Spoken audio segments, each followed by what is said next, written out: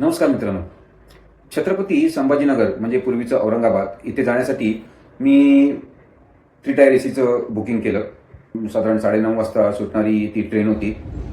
मी ट्रेनमध्ये चढलो माझ्या बोगीमध्ये.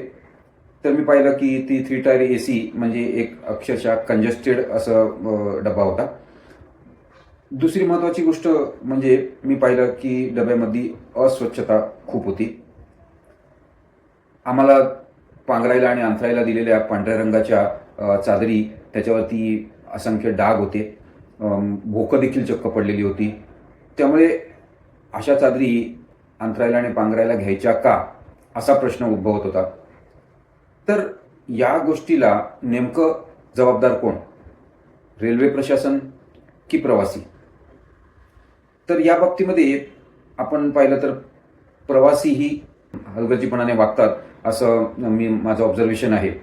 कारण मी कित्येक वेळा बघितलेलं आहे की जेव्हा एखाद्या प्रवाशांचं स्टेशन येतं त्यावेळेला ते ताबडतोब उठतात आणि कसंही आपली अंथरुणं पांघरुणं फेकून देतात, कुठेही फेकून देतात, खाली जमिनीवरही फेकून देतात आणि उतरून जातात.